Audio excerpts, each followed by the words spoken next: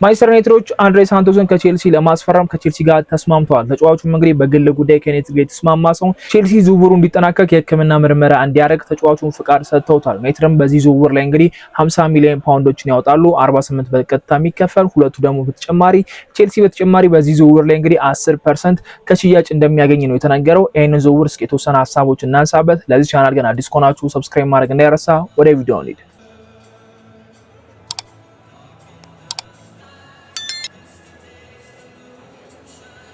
ብዙም ሳንሰማው የፈጠነና ቶሎ የተጠናቀቀ ዝውውር ይመስለኛል የአንድሬ ሳንቶስ። ግን ዩናይትዶች ይህንን ዝውውር አማራጭ ሲያጡ አይደለም የጨረሱ ነው የተባለ የሚገኘው ቤን ጃኮብስ እንዳስነበበው ከሆነና አንደርሰንን ከኖቲንግሃም አጥተዋል፣ ቶናሊን ከኒውካስል አጥተዋል፣ ማቲያስ ፈርናንዴዝን ከዌስትሃም አጥተዋልና እነዚህን ሶስት ተጫዋቾች ካጡ በኋላ እንደ አማራጭ እንደሌላቸው አይነት ዝውውር ይመስል ነበር የአንድሬ ሳንቶስ እና አሁን ላይ ቤን ጃኮብስ እንደተናገረው ከሆነ ይህንን ዝውውር ባለፈው ክረምት እንግዲህ ሲያጠኑት እንደነበረና ተጫዋቹን ለማስፈረም ቼልሲን አናግረው እንደነበርና ቼልሲ ተጫዋቹ የሚሸጥ እንዳልሆነ ከነገራቸው በኋላ ነው ከዛ ዝውውር የወጡትና አንድ ተስፋ የሚሰጠን ነገር ይሄንን ተጫዋች በደንብ ተመልክተውታል። አንድ አመት ያንስ የተወሰነ ነገር አይተውበታል ብዬ አስባለሁና አማራጭ ሲያጡ ያዘዋወሩ ዝውውር ወይ ደግሞ ያለቀ ዝውውር አይደለም ብለን በድፍረት ማውራት እንችላለንና ባለፈው አመት ነው ይሄንን ዝውውር የጀመሩት። አሁን ግን በቀናት ውስጥ ነው የዝውውር ያለቀው። ምንም የተንዛዛ ነገር የለም። ከነገርኳችሁ አንድ ሳምንትም የሚሞላ አይመስለኝምና የሳንቶስ ዝውውር አሁን ከዩናይትድ ጋር በግል ጉዳይ ሳንቶስም ተስማምቷል። ዩናይትዶች 48 ሚሊዮን ፓውንዶች እና ከተጨማሪ 2 ሚሊዮን ፓውንድ 50 ሚሊዮን ፓውንዶች እንግዲህ በዚህ ዝውውር ያወጣሉ።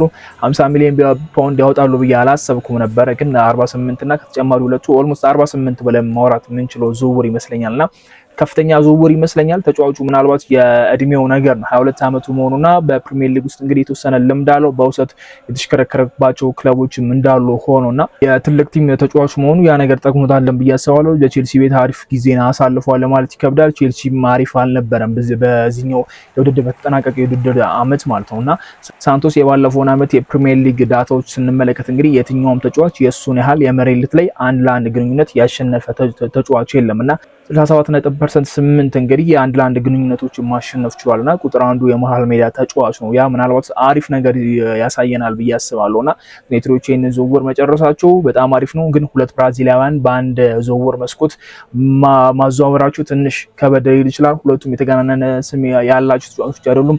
የኤደርሰን ላይ ብዙ ጥያቄ ያስነሳ ጉዳይ ነው። የኤደርሰን ዝውውር በተደጋጋሚ ሰምተው ነው ነበር ዩናይትድ ለአመታት ሲያጠነው የነበረው ዝውውር ነው። እሱም ድንገተኛ አልመጣም። ግን አሁን ላይ ሲመጣ ብዙ በራስ መተማመን የለም። ዩናይትዶች ከተመለከቷቸው ተጫዋቾች አንፃር እነዚህ ተጫዋቾች ምንም ናቸው ማለት እንችላለንና እነዛን ቶፕ ላይ ተመልክተን እነዚህ ሲዘዋወሩ ግን ትንሽ የሚያስደነግጥ ዝውውር ይመስለኛል። ዩናይትዶች በእነዚህ የመሃል ሜዳ ስፍራ ተጫዋቾች የሚቀጥለውን ሲዝን ከሻምፒየንስ ሊግ ጀምሮ ምን አይነት ፍክክር ሊያደርጉ ይችላሉ የሚለው የራሱ ጥያቄ ነውና ሳንቶስ ለዩናይትድ መጥቶ ምን ያህል ነገር ሊያገለግል ይችላል እሱም ሜዳ ላይ ስንመለከት ነው ልናወራ የምንችለው። ትልቅ ፕሮፋይል ያለው ተጫዋች ስላልሆነ እንዲያረጋል ብለን እያንዳንዱ ጉዳይ የምናወራለት ተጫዋች ነው ብዬ አላስብም። በተመሳሳይ መልኩ የኤደርሰን ዝውውርና በሚቀጥለው የውድድር ዘመን ሁለቱም ተጫዋቾች ምን ያሳዩናል። ሴኒ ላመንስ ባለፈው የክረምት ዝውውር ወደ ዩናይትድ ሲዘዋወር ማንንም በሱ ልክ ግምት የተሰጠው አልነበረም። ዳናሩማ ገበያ ላይ መሆኑ ብዙዎችን ሲያነጋግር ነበር። እንዴት ዳናሩማ በገበያ ላይ ሆኖ ለማንቸስተር ሲቲ ይለቁለታል የሚሉ ጥያቄዎችን ሮኒ ራሱ ይሄንን አስተያየት ሲሰጡ ነበር። ፕላስ ደግሞ የማርቲኔዝም ጉዳይ ነበር የቪላው በረኛና እሱም ምትተው እንዴት ሴኒ ላመንስን ያስፈርማሉ ምንም አይነት የፕሪሚየር ሊግ ልምድ የሌለው ፕላስ ደግሞ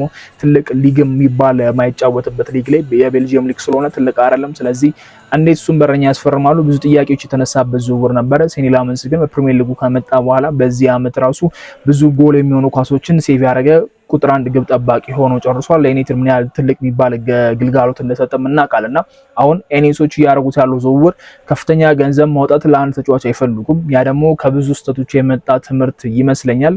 ፕላስ ደሞዙም የሳንቶስ ግልጽ አይደለም፣ እስካሁን ድረስ አልተነገረም ምን ያህል አመት ኮንትራት ሊፈርም እንደሚችል። ግን ቢያንስ ከ5 እስከ 6 አመት ኮንትራት ይፈርማል ተብሎ ይጠበቃል 22 አመቱም ስለሆነና እሱ ግልጽ አልሆነም። ዝውውሩ እንደተጠናቀቀ ነው እየተነገረ የሚገኘው። ግን አይኒሶች እየሄዱበት ያለው መንገድ ምናልባት ጥሩ ሊሆን ይችላል። አሁን ያለን አማራጭ እነሱን ብቻ ማመን ይመስለኛል። ከዚህ ቀደም ዩናይትዶች ትላልቅ ስም ብርቃችን አልነበረም። በደንብ ስንፈልጋቸው የነበረ ተጫዋቾች በደንብ ከፍተኛ ገንዘብ የወጡባቸው ተጫዋቾች ሰምተናል። እነ ራስመስ እንኳን ከ70 ሚሊዮን በላይ ወጥቶባቸዋል። እነ ፖግባ ሪከርድ በሆነ ገንዘብ መጥቶ እንኳን ዩናይትድን ሳይጠቅሙ ቀርተዋል። እነ ሳንቾ እነዚህ ተጫዋቾች በከፍተኛ ገንዘብ በከፍተኛ ስም እንግዲህ ዩናይትድን ተቀላቀሉ፣ ግን ዩናይትድን ያልጠቀሙ ተጫዋቾች ናቸውና እነዛን ስንመለከት ዩናይትድ ምናልባት ስማቸው አነስ ያለ ብዙም ትልቅ ከፍተኛ ግምት አልተሰጣቸው አሁን ከኤደርሰንም ሆነ ከሳንቶስ ትልቅ ነገር የሚጠብቅ የትኛውም ሚዲያ አለ ብዬ አላስብም። ደጋፊውም እነሱ ላይ ትልቅ ጫና ያደርሳልን ብዬ አላስብም። አሁን ቶናሊ ቢመጣ ዩናይትድ ከፍተኛ የሆነ ጫና ይጣልበታል። 100 ሚሊዮን ወጥቶበት ዩናይትድ ነው ደፍሮ አዘዋውሮት ቶናሊ እንዳግባቡ ባይሆን የሚዲያውን ጫና ዩናይትድ እንደ ቡድን አሪፍ ባይሆን ለቶናሊ ይሄን ያላውጡ ተመሳሳይ ዩናይትድ ተሰሩ ነው እንጂ የሚባለው ቶናሊ ብቻ ሳይናገሩ ቡድኑን ዘግበውበት አያልፉም። ያ ደግሞ ተጫዋቹ ላይ ጫና እንደሚያደርስ እናውቃለን። ሳንቶስ የወጣበት ዋጋ 48 ሚሊዮን ፓውንድ ትንሽ በስቷል ብዬ አስባለሁ። ዩናይትዶች በተባለው ዋጋ ያስፈርማሉ የሚል እምነት አልነበረኝም። ቪዲዮውን ቀደም ብዬ ሰራሁላችሁ ከተመለከታችሁት ቢያንስ እስከ 30 እስከ 40 ባለው ያወጡበታል ብዬ ነበር ያሰብኩትና ቼልሲ ያሰበውን ገንዘብ ሙሉ ለሙሉ በዚህ ዝውውር አግኝቷል። ሜትርም ሙሉ ለሙሉ ከፍሯል ብዬ አስባለሁና ቼልሲ በጣም ተጫዋቹ ተስፋ አለው ብለው ስላሰቡም እንግዲህ 10% ከሚቀጥለው ሽያጭ ላይ እንግዲህ ወስዳለው ብለው እዛ ውሉ ላይ ተካቷል። ይሄ ውል የተለመደ ውል ነው በክለቦች ላይ። አሁን በቅርብ ጊዜያት እንግዲህ ዩናይትዶችም ሲያረጉት የነበረው ነገር ነው። አሁን ግሪንውድ ገበያ ላይም ስላለ ዩናይትድ ከዛ ዝውውር እንግዲህ 50% ያገኛል ተብሎ ይጠበቃል። ስለዚህ ቼልሲ ከዚህ ዝውውር 10% መጠየቁ ምናልባት ልጁ ተስፈኛ ነው ዝውውር የተወሰነ ገንዘብ አገኛለሁ ብሎ ስላሰበ ነው። ልክ ማቲያስ ፈርናንዴዝ ዌስትሃም በከፍተኛ ዋጋ የሸጠበት አንደኛው ሪዝን ሳውዛምፕተን ለዌስትሃም ሸጡላቸው የተወሰነ ያለ ፐርሰንት ስለነበረ ነው ዋጋው ውድነቱ የተጋነነው። ዌስትሃም ማግኘት ያለበትን ገቢ ትርፍ ለማግኘት ሲል ነው ማቲያስ ፈርናንዴዝ ሲል 80 ብሎ ቶተንሃም 80 የከፈለውና እነዚህ ጉሎች የተለመዱ ናቸው። አንድሬ ሳንቶስ የዩናይትድ ተጫዋች ሆኗል ብለን አሁን ላይ ማውራት እንችላለን። ምክንያቱም ሁለቱም ተስማምተዋል። ሜዲካል ምርመራውን ያረጋል። አንድ ለማይክል ካሪክ ጥሩና ጠቃሚው ነገር ብዬ ማስበው ይሄ ዝውውር ቶሎ ማለቁ ነገ ዩናይትዶችን ወደ ካሪንግሰን ይመለሳሉ ተብሎ ይጠበቃል። ትሬኒንጋቸውን ይጀምራሉ። ሳንቶስ በብሔራዊ ቡድን በብራዚል ብሔራዊ ቡድን ጥሪ ያልቀረበለት ተጫዋች ነው። ስለዚህ ረፍት ላይ ነበረ። ካሪንግተን ምርመራውን ካለገ በኋላ እንግዲህ በፕሪሲዝን ከምንመለከታቸው ተጫዋቾች መሃል አንደኛው ነውና ስለዚህ ማይክል ካሪክ በመሃል ሜዳ ተጫዋች ይኖረዋል ብለን ማውራት እንችላለን። አሁን ላይ ኮቬኑም በእንግሊዝ ብሔራዊ ቡድን እንግዲህ እንግሊዝ 8ቱን ሀገራት መሃል አንደኛው ሆናለች። ምንም እንኳን የጨዋታ ጊዜ እያገኘ ባይሆንም የተወሰነ ረፍት አድርጎ እንደሚመለስ ነው የሚጠበቀው። ስለዚህ የመሃል ሜዳ ተጫዋች ምንም የለንም። ታዳጊዎቹን ብቻ ነው ማይክል ካሪክ ሊጠቀም የሚችለውና የኤደርሰንም ዝውውር ሜዲካሉን ከጨረሰ በኋላ የተወሰነ ረፍት አድርጎ ነው የሚመለሰው። እሱም የዓለም ዋንጫ ላይ ስለነበረና ሳንቶስ የዓለም ዋንጫ ላይ ስላልነበረ ረፍት ላይ ስለነበረ ቢያንስ ከነዚህ ተጫዋቾች ቀድመው እንግዲህ ማይክል ካሪክ ከቡድኑ ጋር ካሉት ተጫዋቾች ጋር ያላምደዋል። የተወሰነ መግባባት ይፈጥራል ተብሎ ይጠበቃል። የብራዚሊያን ተጫዋች እንግዲህ በክለባችን በስተዋል። አንደኛው ብራዚላዊ ካስሜሮ ሲወጣ እንግዲህ ሁለት ብራዚላውያን አስገብተናል። ምናልባት የአሪፍ ሊሆን ይችላል፣ መጥፎ ሊሆን ይችላል፣ አብረን የምንመለከተው ነው የሚሆነው። ዩናይትዶች የብሩኖ ጊማሬዥን ዝውውር ቢያንስ መጨረስ የሚችሉበት አጋጣሚ ነበረ። ምክንያቱም 60 ሚሊዮን ነው እየተባለ የሚገኘው ከልምድ አንጻር ካለው ፕሮፋይል አንጻር ፕሪሚየር ሊጉ ላይ በደንብ ልምድ ስላለውም ብሩኖ ጊማሬዥ የተሻለ ሊሆን ይችላል። ግን ደግሞ የተጫዋቹ ዋጋው በጣም ተጋናል ብሎ አስበዋል። ደሞዙም በዛ ልክ ሊጋነን ይችላል ተብሎ ይታሰባል።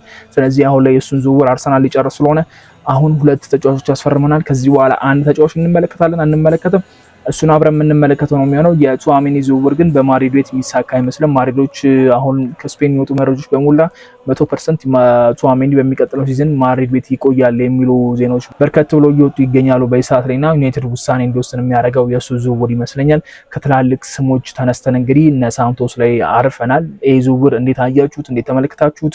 ዩናይትድ ይህን ዝውውር በማሳካቱ ደስተኛ ናችሁ ወይስ ልክ ነው ልክ አይደለም ብላችሁ ታስባላችሁ? ሀሳባችሁን ኮመንት ላይ አሳውቁኝ። ዩናይትድ ይህንን ተጫዋች ምን ያህል አመት ያስፈርመዋል፣ ምን ያህል ደሞዝ ያገኛል እና ሌሎች ጉዳዮችንም ከፕላስ ደግሞ ሌላ ተጫዋች ያስፈርማሉ የመሃል ሜዳ በሁለቱ ተጫዋቾች ብቻ ይቀራል ወይስ አይቀርም የሚለውን ነገር አዳዲስ መረጃዎች ደግሞ ሲወጡ ሼር ማድረጋችሁ ነው የሚሆነው። ለዚህ ቻናል ግን አዲስ ከሆናችሁ ሰብስክራይብ ማድረግ እንዳይረሳ። በሚቀጥለው ቪዲዮ እስከምንገናኝ መቻችሁ ቻው።